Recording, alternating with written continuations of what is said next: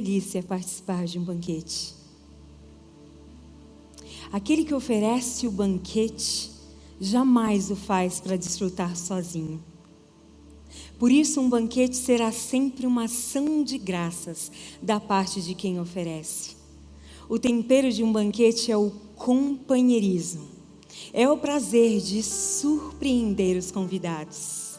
É aquele lampejo de alegria de quem está prestes a desfrutar da mesa. É transformar uma refeição em uma experiência memorável. E o Senhor, nosso Mestre, tinha nisso a sua grande alegria, porque na presença dele, toda a refeição se transformava em um banquete inesquecível. E nós conhecemos mais uns dos outros quando juntos repartimos o pão. Para alguns, ele era um glutão, bebedor de vinho, amigo de publicanos e pecadores. Mas para outros, estar ao lado dele em uma mesa era um grande deleite.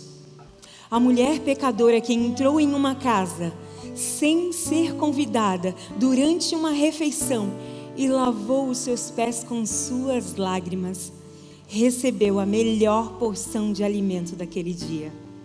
Os seus pecados estão perdoados. Foi na casa de um baixinho, cobrador de impostos, dono de uma reputação mais baixa que o seu próprio tamanho, que a sobremesa foi servida com as seguintes palavras: hoje houve salvação nesta casa, porque o Filho do Homem veio buscar e salvar o perdido. Mesmo quando a quantidade de alimento era insuficiente, na presença dele, eram mais do que suficientes para saciar uma multidão inteira e fazê-los voltar para casa felizes. Realmente, nele encontramos o pão da vida. Chegar a Páscoa, Jesus sabia de tudo o que iria acontecer ao longo daquela noite. Aquela era a sua última ceia, seus últimos momentos antes de carregar a cruz. E ele escolheu estar junto dos seus discípulos para mais uma refeição. Havia um anseio de Jesus, pois seriam suas últimas palavras, seus últimos ensinamentos. Judas estava com seu coração fechado, Pedro com seu coração aberto, e João inclinou a sua cabeça sobre o Mestre. O pão e o vinho, vida doada para ser compartilhada por todos aqueles que recebessem, até que ele viesse, pois ele mesmo prometeu: eis que eu estou convosco todos os dias, até a consumação dos séculos. Todo o alimento sobre a mesa é vida concedida e oferecida. Estar na mesa com Jesus é receber de sua vida, pois na sua presença, quando há companheirismo, a vida também é banquete, mesmo que feita com um naco de pão. David, em sua obra, chamou de a última ceia. Para nós em especial, esta foi a primeira de muitas, da qual você é nosso convidado. Sejam todos bem-vindos à sala do Pai.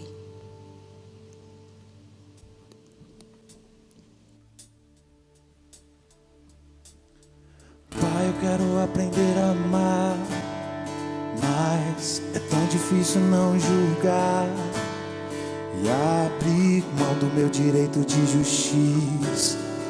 Não posso condenar se a tua escolha é perdoar. Me ensina a oferecer perdão e a me parecer contigo em compaixão.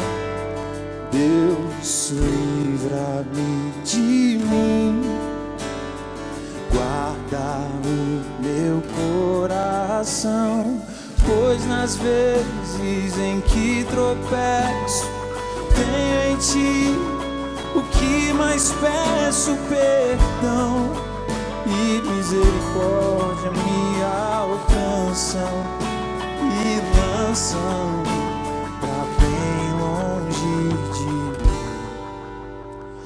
acusação. Se confesso os meus pecados, sou por Deus justificado.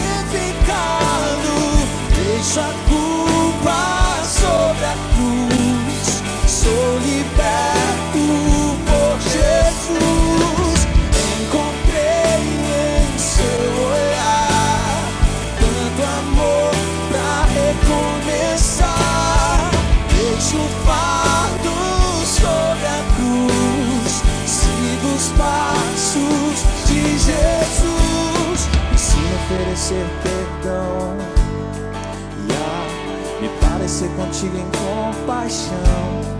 Deus, livra-me de mim, guarda o meu coração, pois nas vezes em que tropeço, tenho em ti o que mais peço: perdão e misericórdia me alcançam e lançam pra bem longe de mim acusação. Se confesso os meus pecados, sou por Deus justificado. Deixo a culpa sobre a cruz, sou liberto por Jesus.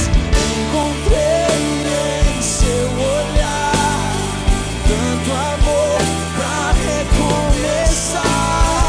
Deixo o fardo sobre a cruz, sigo os passos de Jesus. Posso amar, perdoar.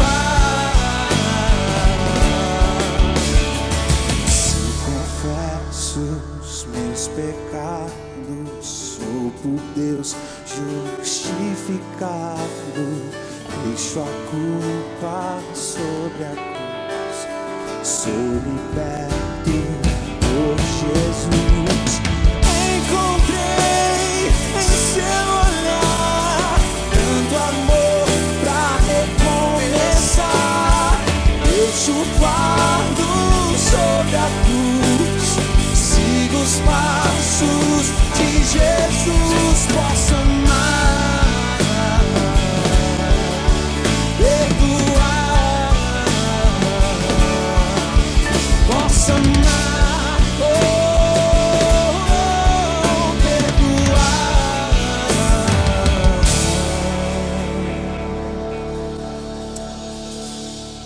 Amém. Naquela noite, uma noite tão especial, a última ceia, uma das primeiras lições de Jesus, ele pegou um balde, cingiu-se com uma toalha e ele foi lavar os pés dos seus discípulos. Era um gesto onde nós deveríamos imitar, aprender com ele, que nós deveríamos servir. Mas também por detrás daquele gesto, havia uma mensagem de perdão. Jesus, ele veio lavar os nossos pecados. Jesus, ele veio lavar os discípulos. Não há ninguém que não precisa ser lavado pelo sangue de Jesus. Na presença de Jesus, nós temos o perdão. Na presença de Jesus, ele purifica as nossas mãos, os nossos pés, os nossos lábios, a nossa mente e o nosso coração. E Jesus, ele está aqui nessa noite, porque aqui também é a sala do Pai, onde você pode colocar o seu coração na presença de Deus e falar: Senhor, vem lavar a minha vida, eu preciso de Ti, eu preciso do Teu sangue. E eu queria convidar toda a igreja, todos que puderem, a se ajoelhar e nós colocarmos as nossas vidas diante do Senhor e orarmos, reconhecendo que nós somos pequenos, nós somos falhos e nós carecemos. do nosso Deus a cada dia. Senhor Deus Pai, aqui nós estamos diante do Senhor, com os nossos corações abertos. Naquele dia o Senhor se inclinou aos pés dos seus discípulos, e hoje nós inclinamos diante da Tua presença, e clamamos, ó Deus, para que o Senhor venha nos lavar, e nós sabemos que não é agora com água, mas foi com Seu precioso sangue, que nos purifica de toda injustiça, que o Senhor venha lavar, Senhor Deus, o nosso coração, a nossa mente, pois nós queremos nos apresentar limpos diante de Ti, porque o Senhor é digno, ó Pai, de toda honra, de todo louvor e de toda glória, e nós queremos, ó Pai, estar diante do Senhor limpos, ó Pai. Queremos declarar, ó Deus, o nosso amor e a nossa adoração a Ti, e a nossa pequenez, ó Pai, em nome de Jesus, amém. Amém.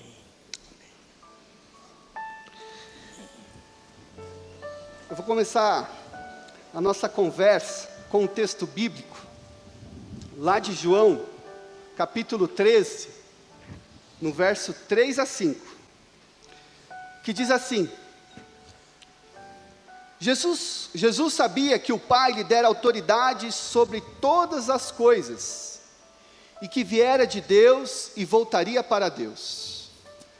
Assim levantou-se da mesa, tirou a capa e enrolou uma toalha na cintura.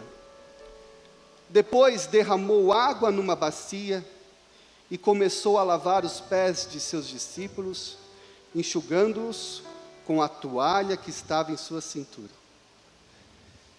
Eu acho essa imagem uma das mais fortes assim do Novo Testamento. Assim como a cruz é uma imagem muito forte, essa imagem de Jesus, o Rei dos Reis, Senhor dos Senhores, aquele de qual nós devemos nos prostrar. Ele foi lá e pegou uma toalha, pegou um balde de água, e ele começou a lavar os pés dos seus discípulos. E isso me impressiona bastante, como modelo de serviço. Imagina a reação dos discípulos, né? Não está lá narrada, né? Mas é no mínimo, não, aqui comigo não, né? Era muito bom para ser verdade. Eu acho incrível porque Jesus, Ele pega os pés dos discípulos e coloca os pés deles na sua perna ou na sua cintura ali. É como se Jesus estivesse dizendo para eles assim: os teus pés estiveram em muitos lugares, em outros lugares que não em mim, mas os seus pés precisam estar firmados em mim. Jesus pega os pés deles e coloca nele.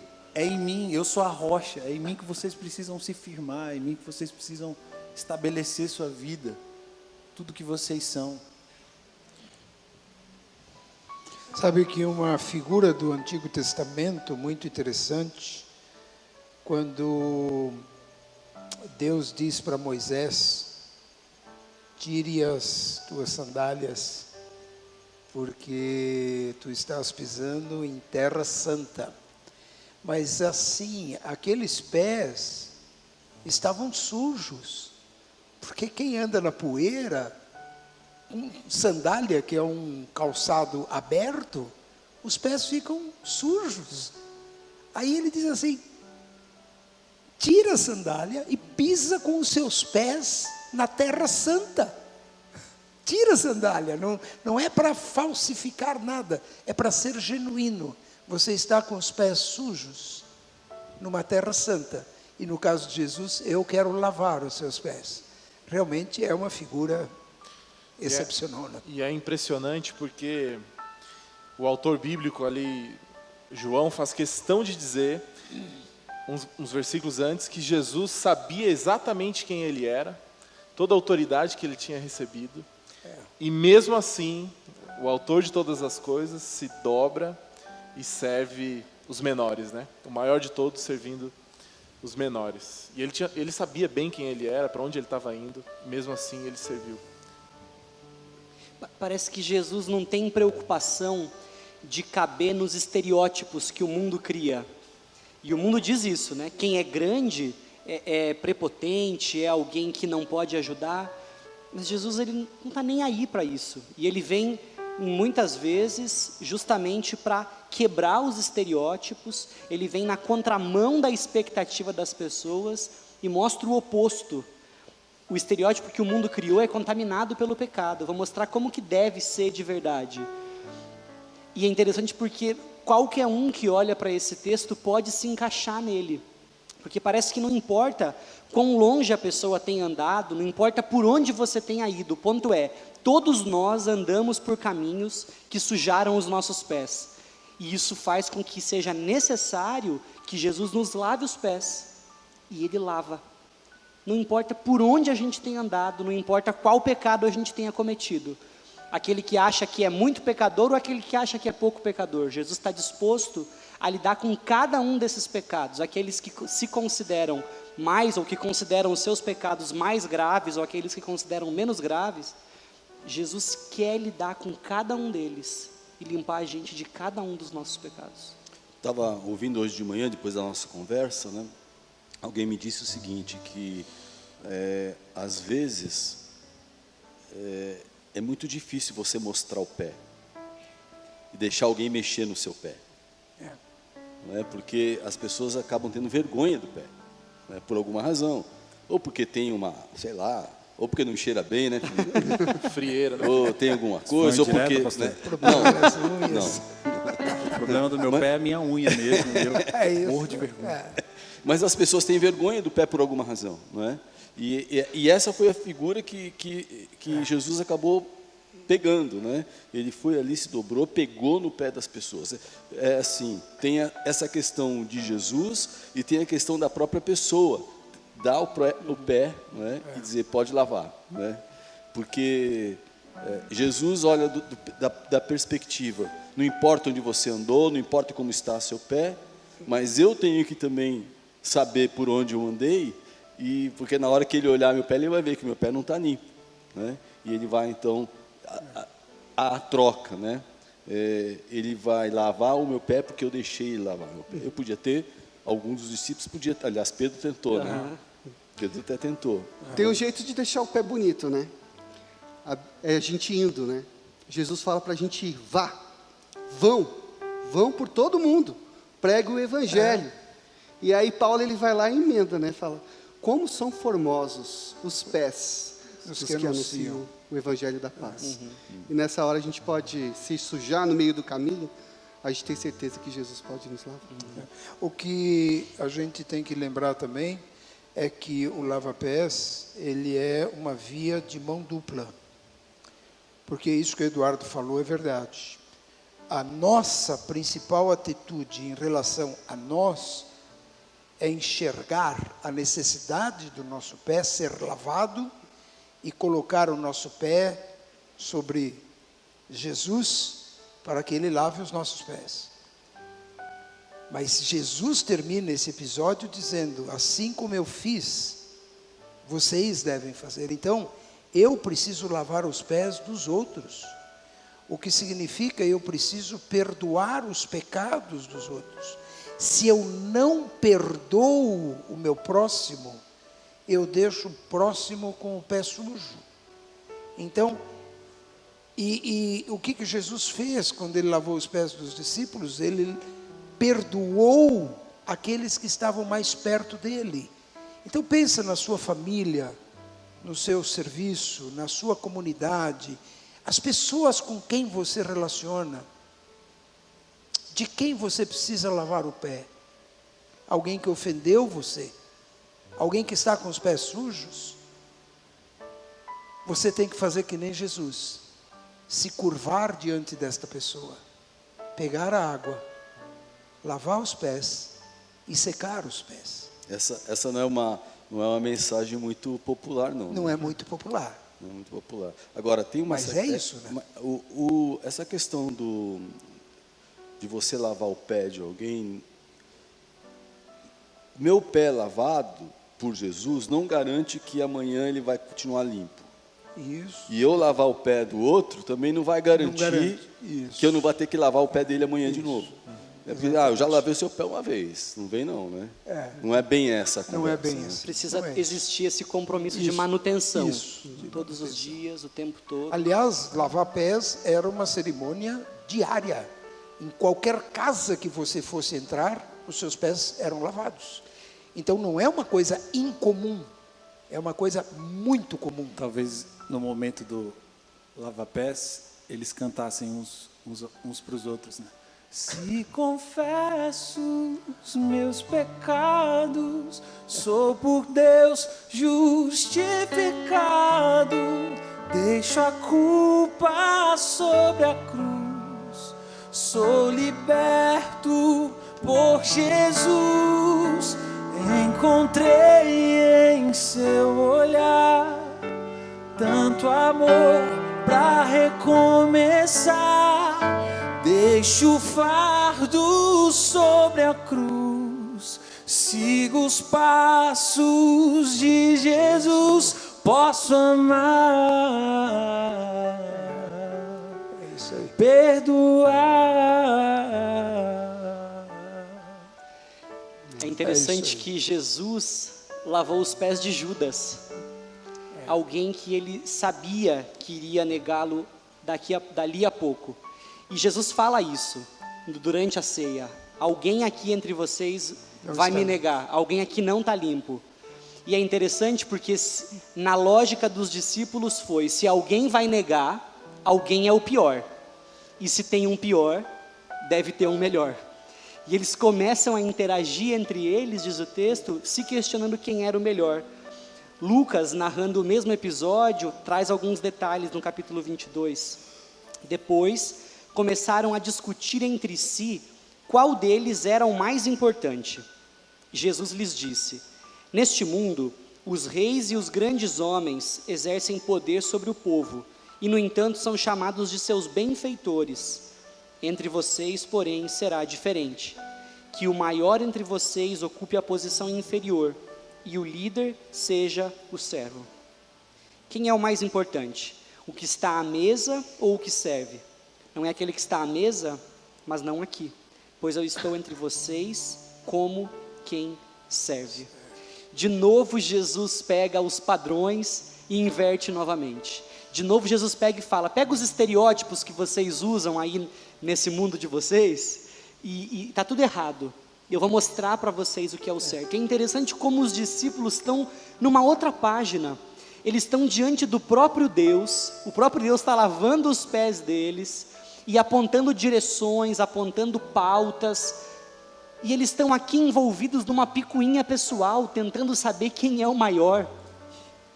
É meio que assim: cara, é sério que vocês estão conversando sobre isso? Sei como Jesus não perdia a paciência, né? Eu estou aqui pensando, né, que acontece com a gente direto, porque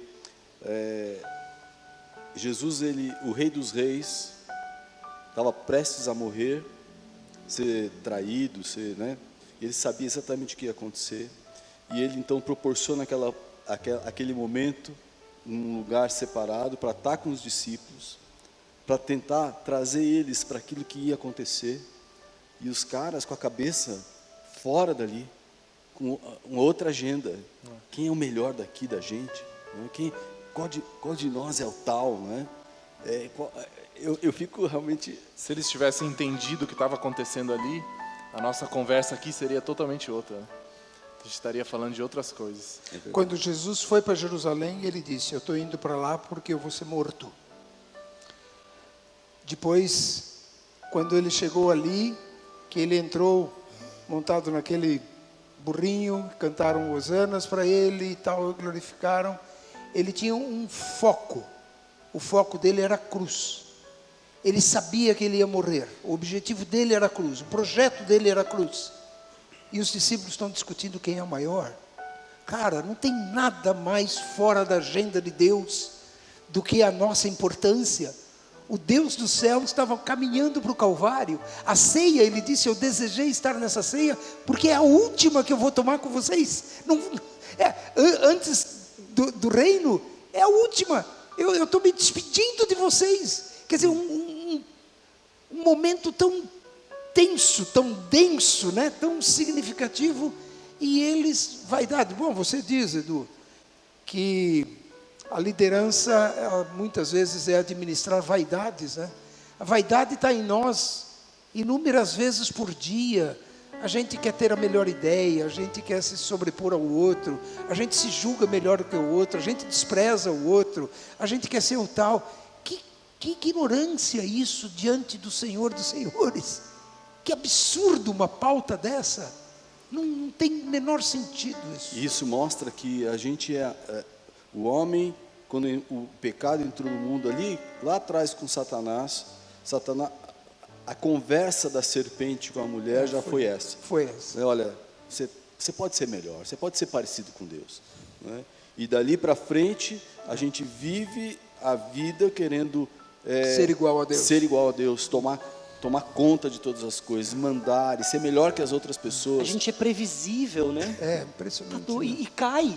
A proposta é a mesma desde Eva e a gente continua caindo. Eu fico impressionado com isso. Ontem eu estava no shopping e eu vou falar uma coisa aqui que, se você faz isso, não é nenhum recado para você, tá? Mas se faz, repensa. Porque eu estava no shopping andando e nós fomos comer eu e a Lucila fomos comer um lanche. Daqui a pouco passa um casal, né, a mulher na frente, toda empinada, um cara atrás, né, e atrás vinha uma babá empurrando um carrinho, toda vestida, uniformizada, né? E eu fico pensando, né? Aquela mulher, uma moça sadia, podia bem estar empurrando o carrinho do próprio filho, mas ela estava ali só para mostrar para aquelas pessoas que ela tinha uma pessoa para empurrar o carrinho dela. Isso mostra quem a gente é, não é?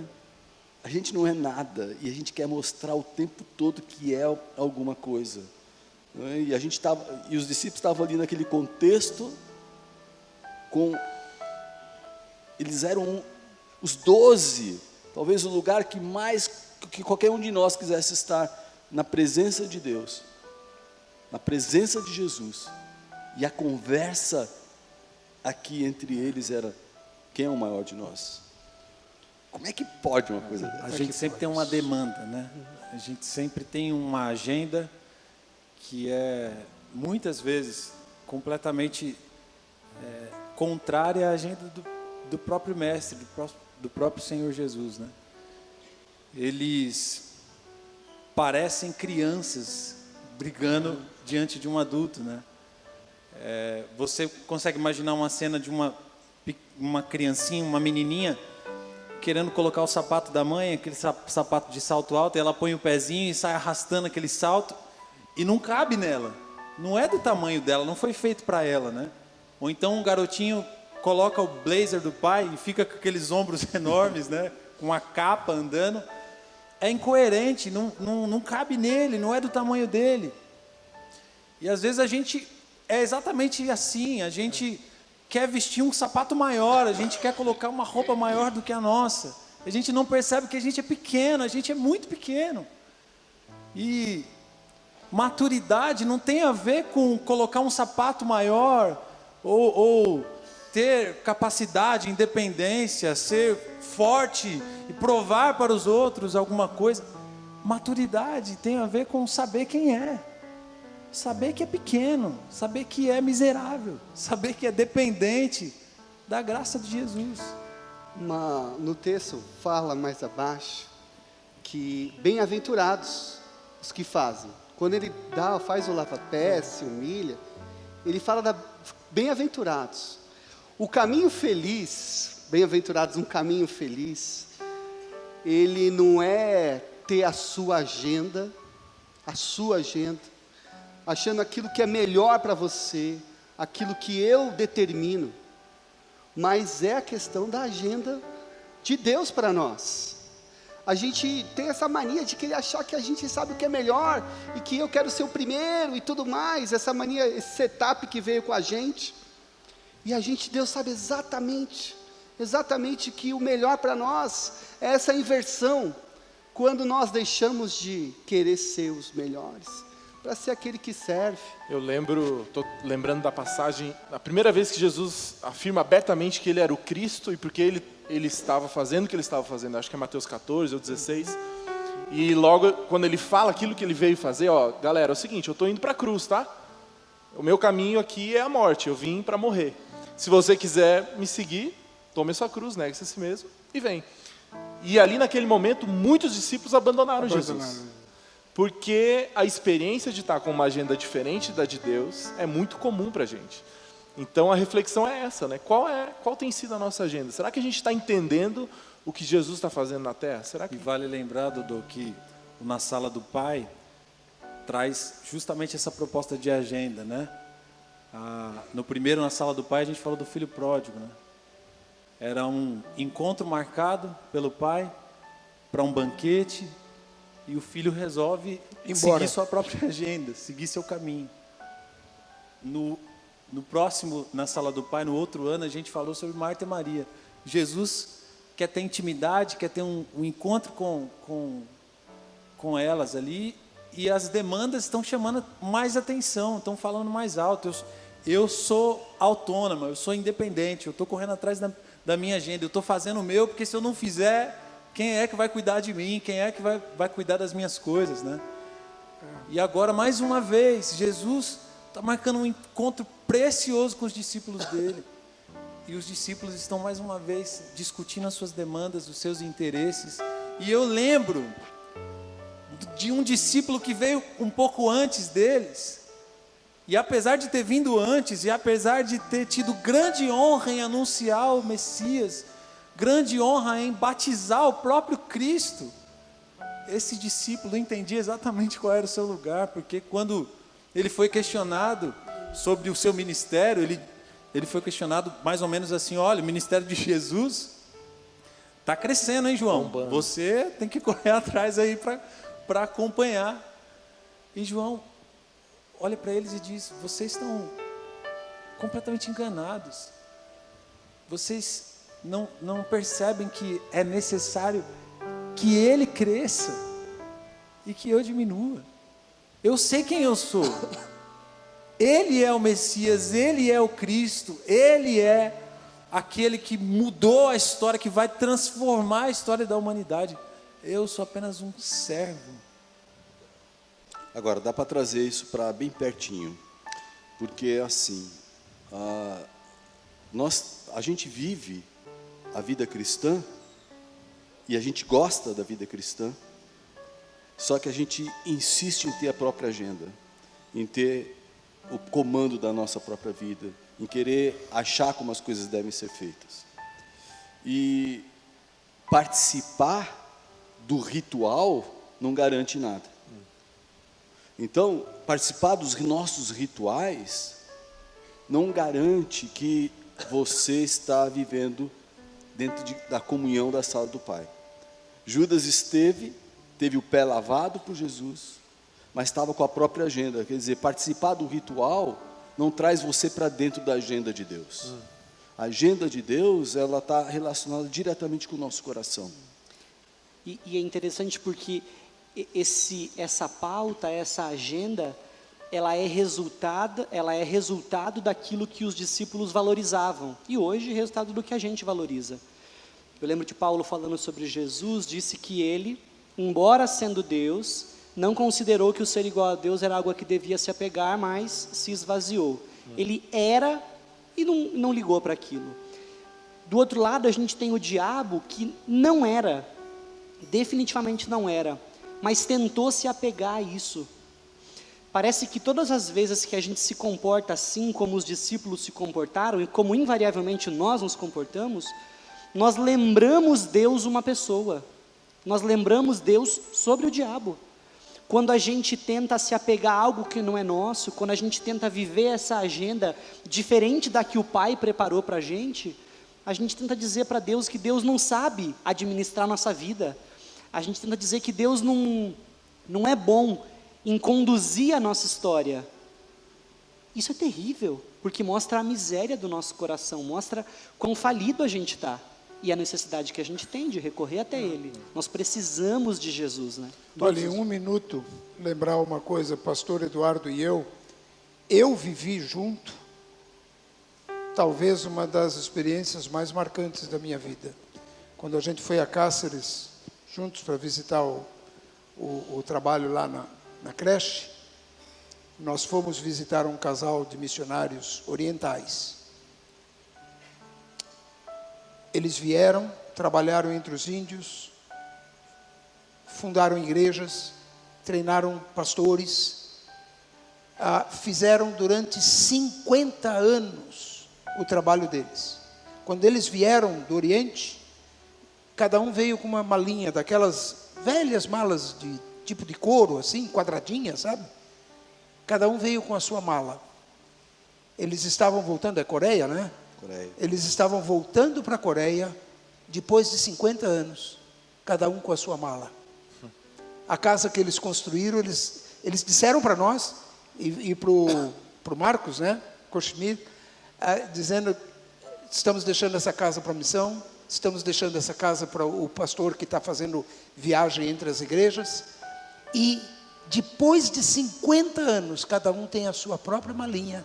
Eles iam voltar para uma vilazinha que eles têm lá, que era para pastores idosos. Eles dão comida, eles dão abrigo, eles cuidam da saúde até morrer.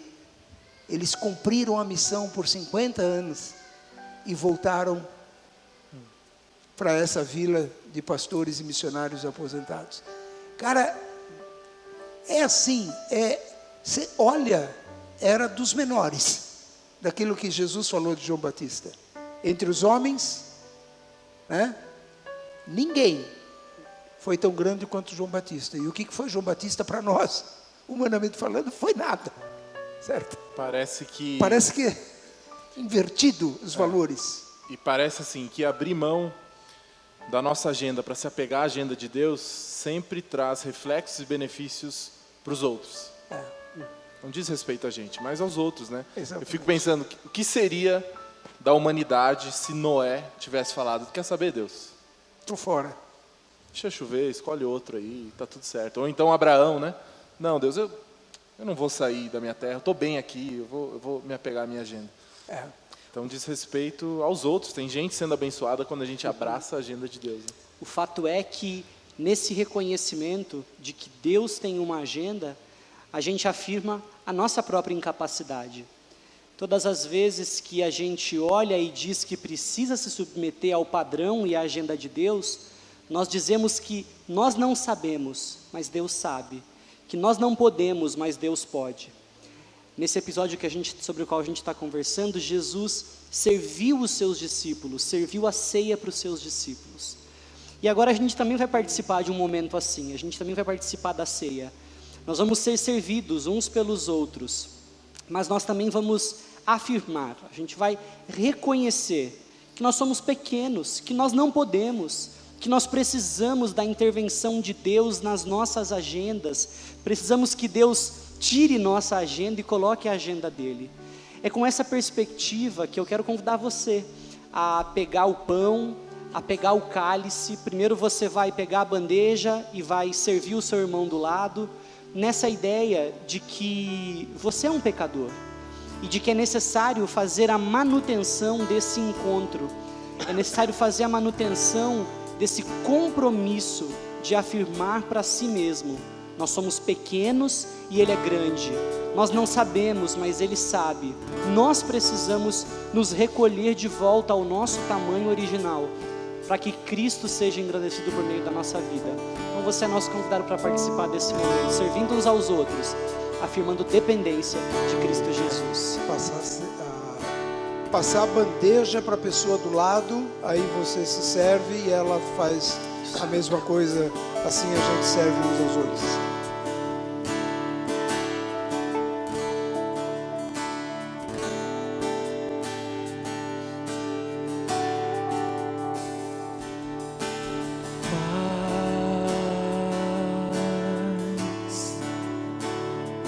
De ti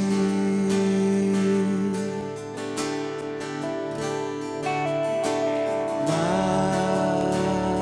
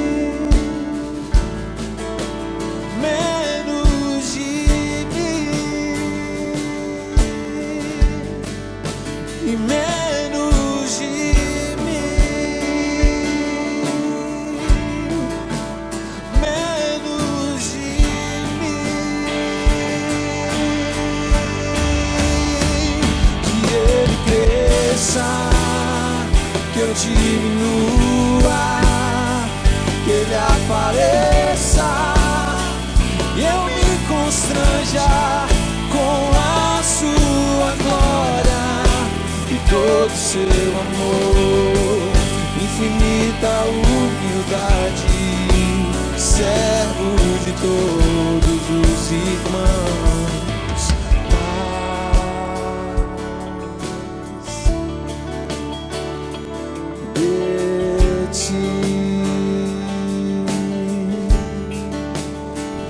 Cante como João Batista.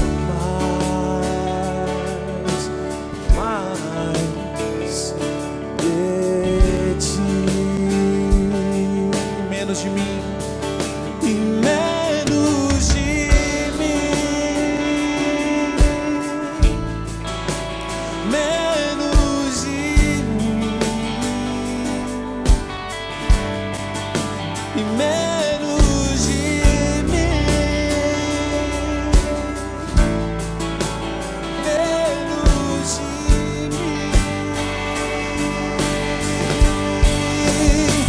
Que Ele cresça, que eu diminua, que Ele apareça e eu me constranja com a sua glória e todo seu amor, infinita humildade, servo de todos os irmãos.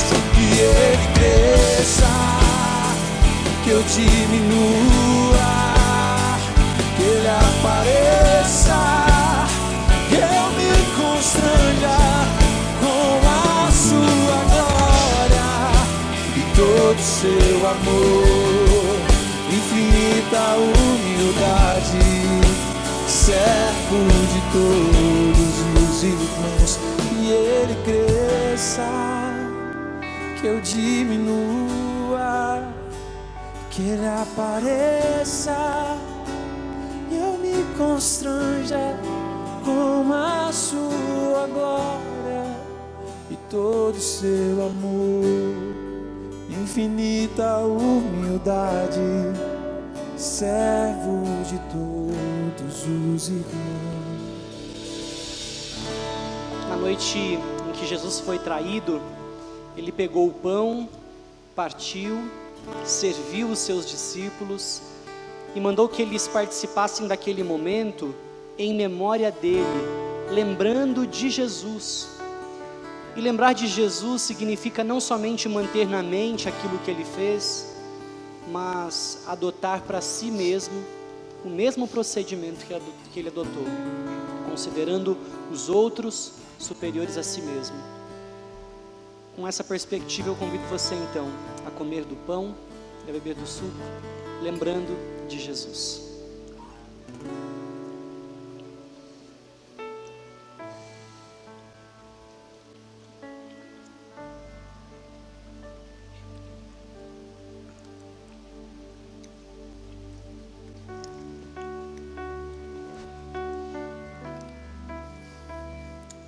Senhor, nossa esperança está colocada sobre Cristo Jesus.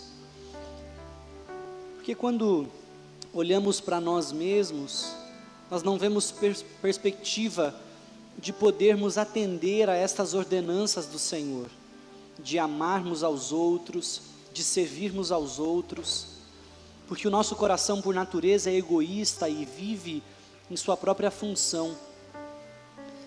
Mas por meio de Jesus nós encontramos a possibilidade de uma nova vida, porque nós morremos e quem vive hoje em nós é o Teu Filho, e Ele nos habilita e nos capacita a esse amor. Em nome de Jesus, Deus, eu peço que cada um de nós aqui, como Teu povo, como Tua igreja, sejamos referenciais do Senhor, afirmando com nossas palavras, mas sobretudo com nossa conduta, que nós pertencemos ao Senhor, que nós amamos, que nós servimos. Esse é o padrão que nós queremos viver, em nome de Jesus, Deus.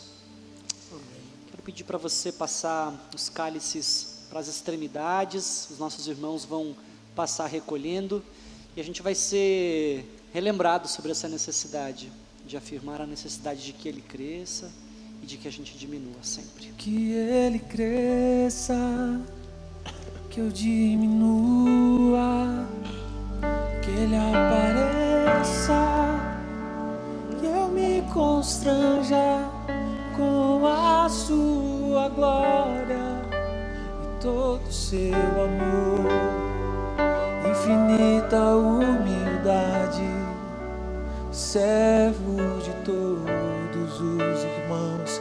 Que Ele cresça, que eu diminua, que Ele apareça, que eu me constranja com a sua glória, todo o seu amor, infinita humildade, servo de todos os irmãos.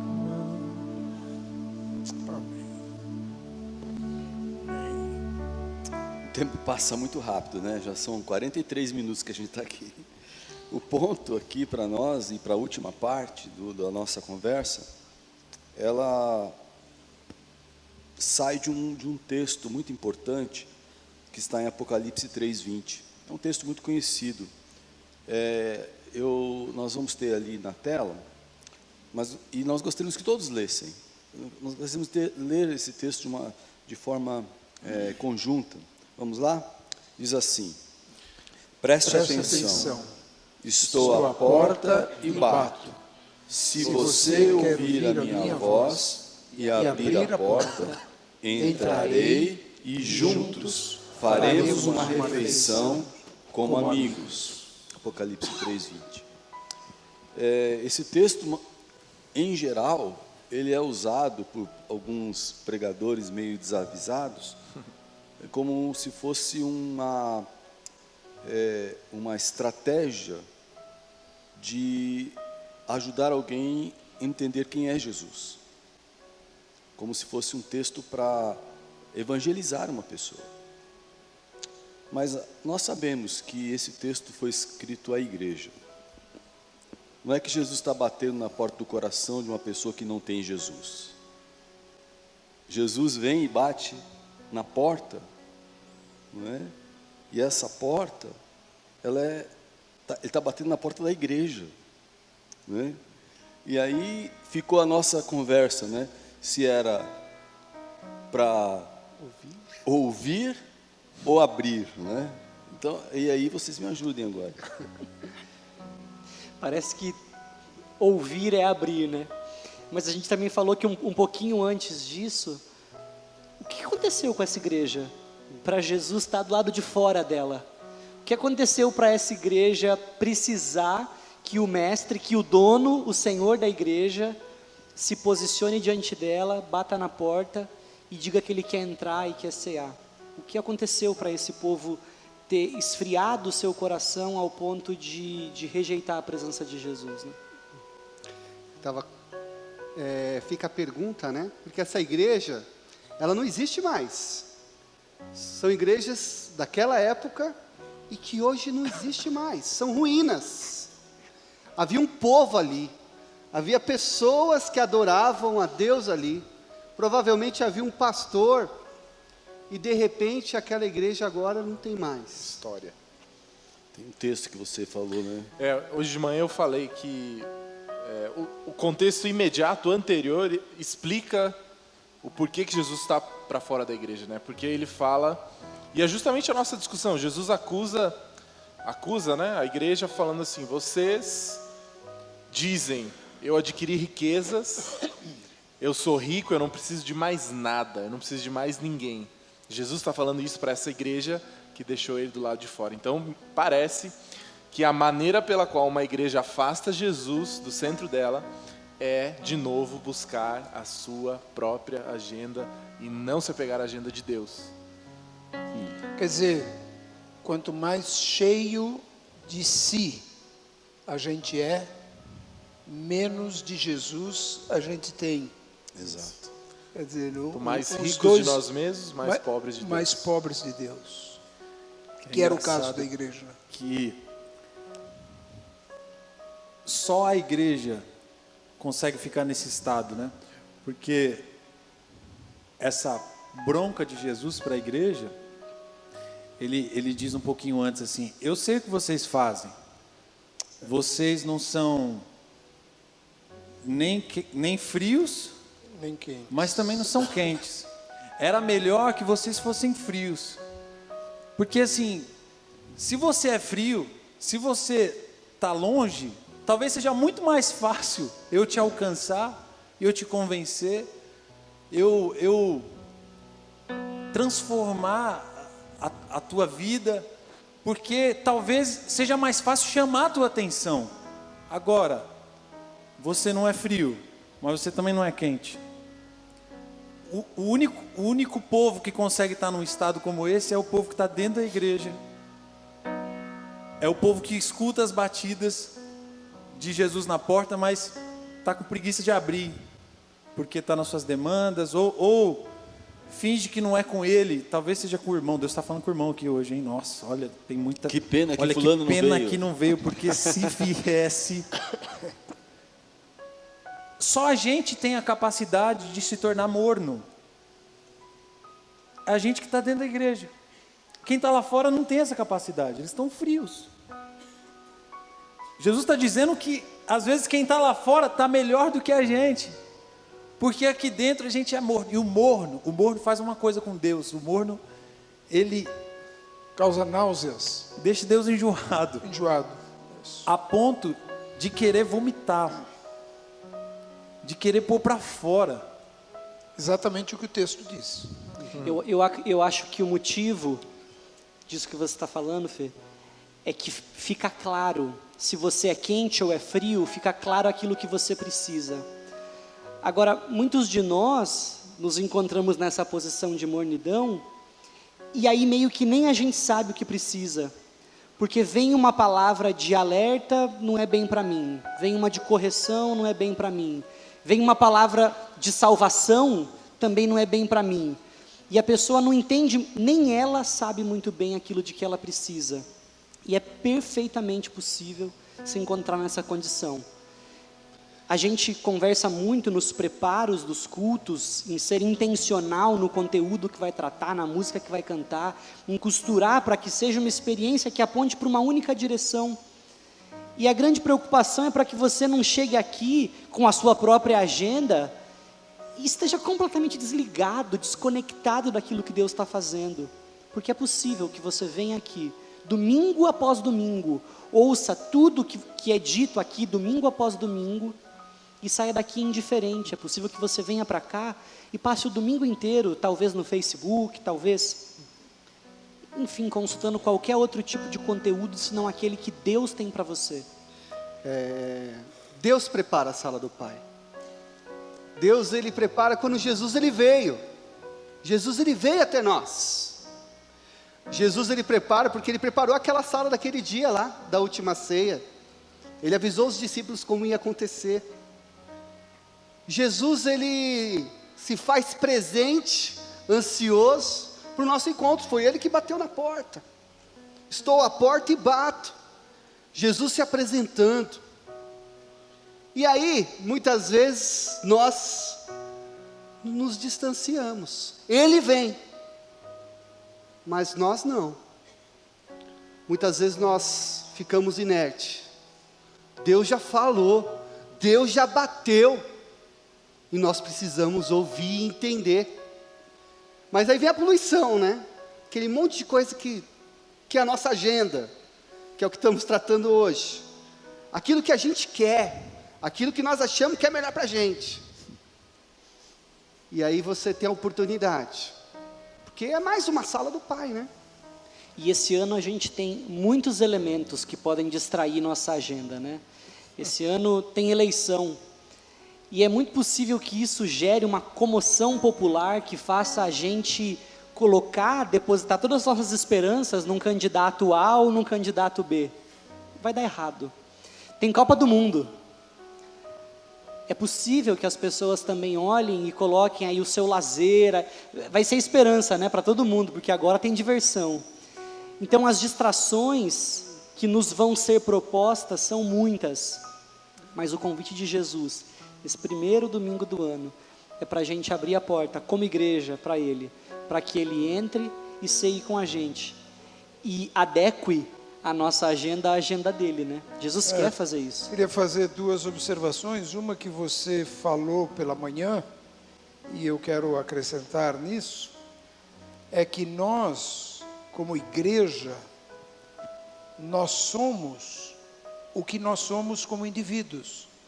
Vou fazer uma conta aqui, agora, de noite, hoje, nós que estamos aqui. Vamos dizer que 60% de nós que estamos aqui fôssemos mornos espiritualmente. Eu pergunto para vocês, como que seria a Memorial? Uma igreja morna. Essa igreja é o que você é. O Daniel falou isso hoje de manhã. A minha participação, ela contribui ou prejudica o estado espiritual da própria igreja. Nós somos um corpo, uma comunidade. Nós temos vínculos espirituais que ou nos fazem crescer ou nos abatem, nos enfraquecem na fé. E a outra coisa é, nós estamos tendo a oportunidade, o primeiro domingo do ano, primeiro culto do ano, nós estamos propondo uma agenda de Deus. O que é? Que esse ano você não tenha como principal objetivo crescer na sua profissão, que você não tenha como principal objetivo trocar o seu carro para um carro novo, que você não tenha como objetivo comprar uma casa nova, que o seu objetivo esteja ligado com o reino, que o seu objetivo seja me aproximar mais de Deus, conhecer melhor a Bíblia. Eu quero ser fiel na igreja, eu quero ser fiel no meu dízimo, eu quero testemunhar para as pessoas que estão ao meu redor. Faça uma agenda espiritual, que esse ano seja um ano de se crescer no reino de Deus, De deixar de ser morno, de ser quente Isso. de verdade. Eu acho que tem muita gente que Ativamente. pensa assim, né? Eu nunca fui o crente que eu gostaria de ser. Eu sempre idealizei um tipo de... Idealizei não, a palavra traz isso para mim, né? O exemplo de alguém que tem uma fé viva, de alguém que é quente com Deus, entendeu? De alguém que tem o cristianismo muito presente na sua vida, nas suas atitudes, alguém que é cheio mesmo do Espírito Santo, cheio de Jesus.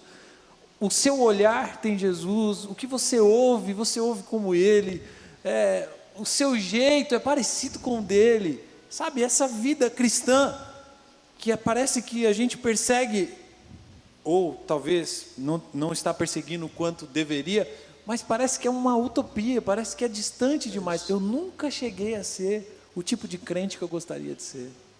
Eu nunca fui uma pessoa de oração, eu nunca fui uma pessoa que consegui colocar os princípios da palavra de Deus em prática. Eu não consigo perdoar.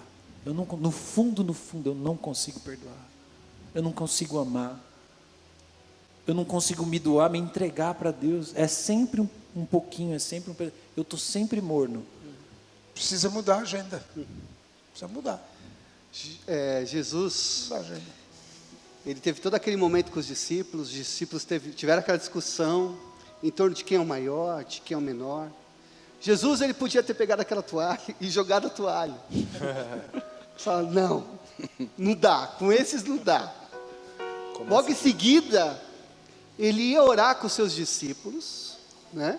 E eles dormiram. No Getsemane. Era para vigiar, né? Mas eu quero dizer uma coisa.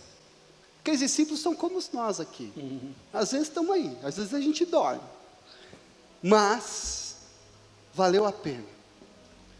Porque quando chegamos no livro de Atos, eles colocaram a agenda de Deus em primeiro lugar. Isso aí. E aquele ano foi um ano diferente. Exatamente. Gente, a gente tem que terminar. E a nossa conversa, ela tem um foco. E o foco é você. De repente você na agenda de Deus, fora da sua própria agenda. Nós gostaríamos muito, não é? Que você no início desse ano tivesse um momento de reflexão e entendesse aonde você está. Sabe por que assim? Porque Jesus pode estar batendo na porta, mas a sua agenda, ela é tão agitada, você está com tanta coisa para fazer, que você não consegue nem ouvir o toque de Deus. Jesus está batendo, e você não está ouvindo. É por isso que nem você abre a porta, porque você tem outra agenda, você está correndo para outro canto. Algumas coisas não garantem a sua agenda. O ritual dominical não garante a sua agenda. Judas teve os pés lavados por Jesus, mas isso não mexeu no coração dele. O ritual, as coisas da religião, não são suficientes para colocar você na agenda de Deus. Sabe, a forma com que as coisas são feitas, o seu vocabulário, às vezes o teu vocabulário ele é evangeliquez, só você entende. Mas isso não quer dizer que o seu coração está voltado para Deus.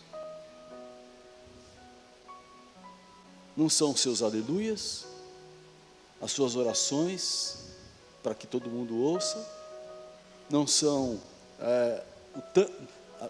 os cultos que você já computou, tantas vezes que você já foi na escola bíblica, tudo isso não vai contar, se o seu coração não tiver todo ele voltado para Jesus, aberto para Jesus. E nós gostaríamos muito, nós quando começamos a pensar nessa sala do Pai, a gente queria muito que a nossa igreja, nesse ano de 2018, fosse um pouco diferente. E a gente não consegue fazer uma igreja com CNPJ diferente. A gente só consegue fazer a igreja se cada um tomar uma decisão, se cada um de nós aqui tomar uma decisão, se Deus pegar o nosso coração e a gente abrir e dizer, Deus, pode trabalhar. Nós precisamos de Deus. Você precisa de Deus. Você não tem condição de controlar a sua vida. Você não tem condição. Olha, eu converso todos os dias com pessoas. Todos os dias com pessoas. São pessoas desistindo de casamento. São pessoas desistindo de relacionamentos. São pessoas desistindo da honestidade, dizendo que não vale mais a pena. E o que nós precisamos é renovar a nossa experiência com Deus. Porque aí o seu casamento vai mudar, o seu trabalho vai mudar, não é? As suas coisas vão mudar. Porque você não vai ficar pedindo simplesmente para Deus abençoar o que você tem. O que mais as pessoas querem é serem felizes, só que elas querem comandar a felicidade delas. Não se submetem àquilo que Deus quer fazer. Então nós gostaríamos de orar com você agora. Sabe? Pedir a Deus que consagre, vamos consagrar a nossa vida.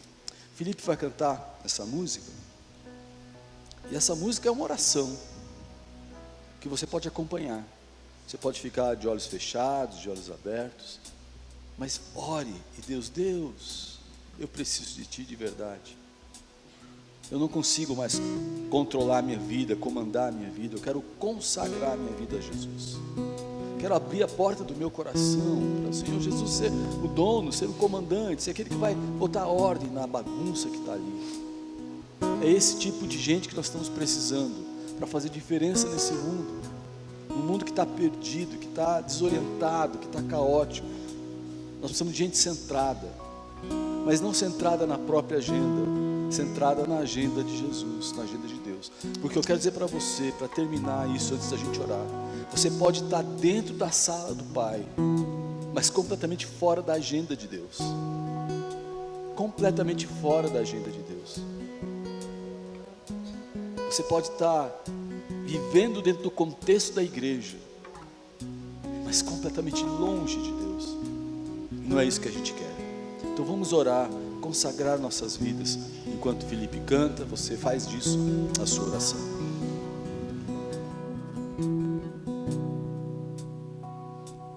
Venho a ti me confessar, pra minha alma descansar.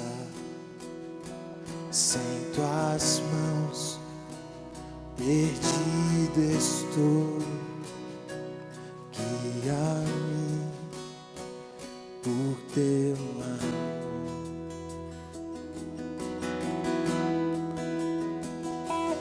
Ó Senhor, de ti preciso, mais e mais preciso. Meu defensor, justo e fiel, de ti eu preciso.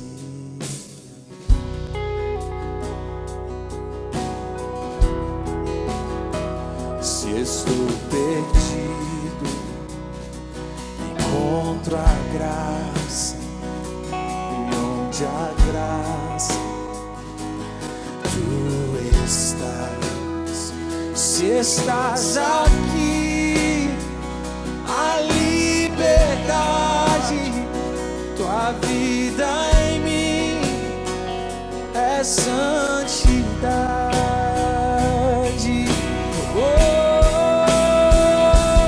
Ó Senhor, de ti preciso, mais e mais preciso. Meu defensor, justo e fiel, de ti eu preciso. E quando a tentação surgir, que minha vida cante a ti. E se eu não conseguir mais suportar, teu amor me guardará.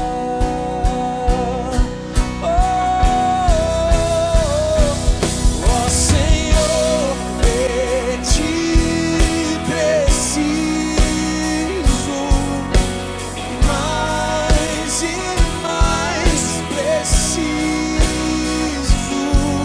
Meu defensor, justo e fiel, de ti eu preciso. Ó Senhor, de ti preciso, mais e mais preciso. Meu defensor, justo e fiel, de ti eu preciso. Meu defensor, justo e fiel, de ti eu preciso. Meu defensor, justo e fiel, de ti eu preciso.